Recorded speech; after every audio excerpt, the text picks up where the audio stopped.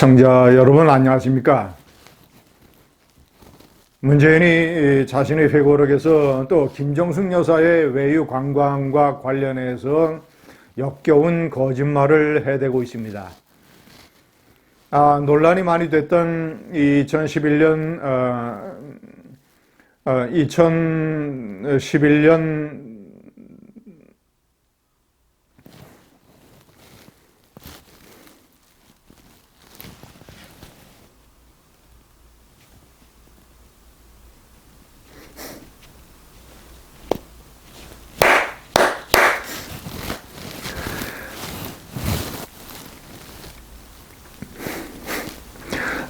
시청자 여러분 안녕하십니까? 문재인이 자신의 회고록에서 김정숙 여사의 외유성 관광에 관해서 또 역겨운 거짓말을 하고 있습니다.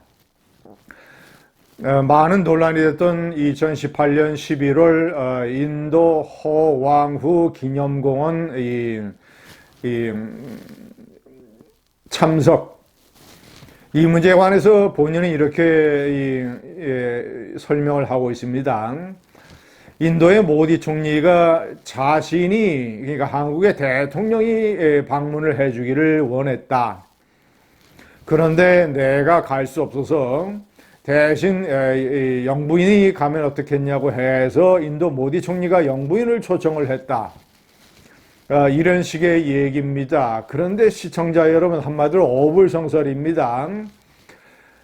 문재인 대통령 내외가 인도를 방문을 한 것이 그 허왕후 기념공원의 이 착공식의 수개월 전입니다. 근데 인도의 모디 총리가 수개월 전에 자신의 초청으로 인도를 방문을 해서 자신과 정상회담을 가졌던 한국의 문재인 대통령을 수개월 후에 이 허왕후 기념공원 착공식이라고 하는 이 문화 행사에 다시 참석해 달라고 초청을 한다라는 게 말이 됩니까? 한마디로 얼토당치도 않고 어불성설입니다. 아니, 거짓말을 해도 제대로 해야죠. 그럴듯하게 해야죠. 자, 인도 정부에서 누구를 초청을 했는가? 남정호 당시 논설위원이 칼럼에서 쓴 김정숙 여사의 버킷리스트라는 칼럼과 나중에 책으로 낸 김정숙 버킷리스트의 진실이라는 책에 따르면 인도 정부의 고위 당국자가 강경화 외교부 장관의 참석을 초청을 했었고, 그리고 배현진 의원이 국정감사에서 밝힌 바에 따르면 인도 정부의 관광부 차관이 도종환 문화체육부 장관을 참석자로 초청을 했다는 것입니다. 그런데 인도의 관광성 외유를 하고 싶은 김정숙 여사의 뜻에 따라서 김정숙 여사가 문재인 대통령을 졸랐겠죠. 그래서 한국 정부에서 김정숙 여사가 참석하겠다는 뜻을 전해고 인도 정부가 김정숙 여사를 초청하는 식으로 이를 마사지 해버린 것입니다. 자, 이것이 첫째, 국민들에 대해서 일종의 사기를 친 것이고, 두 번째, 그럴 거면 국민들에게 미안하니까 저 초청도 받지 않았는데 타지마할을 관광하고 싶은 마음이 굴뚝 같아서 가는 거니까, 그러면 혈세를 조금이라도 아끼기 위해서 이 대한항공 일반 비행기 1등석을 타고 참모수도 최도 줄이고 경호원도 줄여서 가면 수천만 원의 예산으로 할 수 있는 것을 떡하니 대통령 전용기 2호기를 대한항공에서 빌려서 대한항공에 2억 1천만 원이라고 하는 대금을 지불을 하고, 그리고 이제 방문객도 도종환 체육부 장관도 포함시키고 여러 명 관리들, 경호원들 해서 총 그 방문 예산 4억 원을 예비비로 집행을 해서 하루 만에 국무회의에서 의결을 해서 그런 짓을 벌였던 것입니다. 시청자 여러분, 이거 아주 이 질이 나쁜 그 대국민 거짓말입니다. 그리고 이것이 무슨 영부인의 단독 외교인 양 포장을 열심히 회고록에서 해대고, 아니 그 직후에 이제 코로나 사태 때문에 얼마나 국민들이 힘든 일을 겪게 되었는데 혈세를 4억 원이나 낭비를 해가면서 그런 일을 벌인 김정숙 여사의 옷 사치 문제뿐만 아니라 그 전에 2019년 이 총 12개 나라를 방문했는데 그 중에서 11개 나라가 국빈 방문입니다.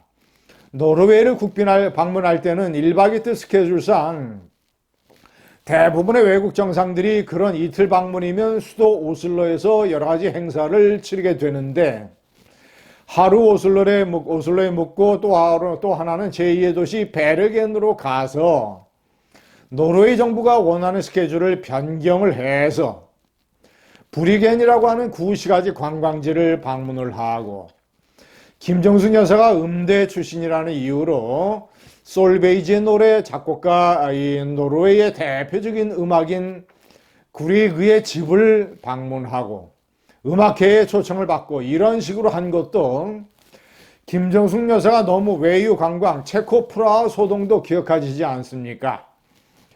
이런 것들을 다 묶어서 당시 남정호 중앙일보 논설위원이 칼럼에서 매섭게 비판을 하자 아니 세상에 김정숙 여사를 비판을 해서 그게 사실이 아니라면 소송을 걸려면 김정숙 여사가 개인 돈으로 변호사를 사서 소송을 걸어야 되는데 대통령 비서실이 국가 예산을 써가면서 LKB라고 하는 친문재인 성향의 소송을 여러 도맡았던 그런 로펌을 변호사로 쓰고 많은 국가 예산을 낭비를 했는데 1심에서 법원은 남정호 논설위원의 손을 들어줬습니다.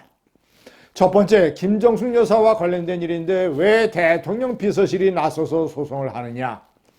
두 번째, 칼럼은 의견을 게재를 하는 것인데 이를 탄압을 하는 것은 언론 자유를 위축시킬 수가 있다. 세 번째, 남정호 논설위원이 칼럼에서 제시한 이 여러 가지 사실들이 전부 다 이 팩트에 부합을 한다. 이런 세 가지 이유로 항소심에서 청와대가 패소를 했던 것입니다. 1심에서.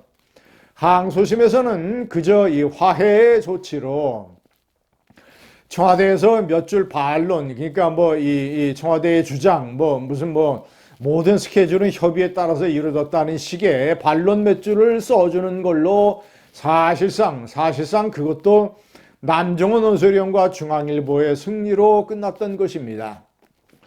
아니 이런 전력이 있으면 그리고 국정감사에서 배현진 의원이 낱낱이 파헤친 그런 기록이 있으면 그저 입을 닫고 넘어갈 일이지 회고록에서 버젓이 국민들에게 또 거짓말을 해대고 인도의 모디 총리가 수개월 만에 자신의 방문을 재차 요청을 했다고 하는 말도 안 되는 얘기를 해대면서 이미 법원에서 폐쇄한 이런 경력이 있음에도 불구하고 국민들의 염장을 2번 지르고 있습니다.